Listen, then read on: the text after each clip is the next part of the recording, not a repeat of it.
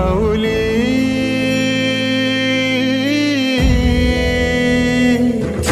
गुरु स्पर्श दूर करी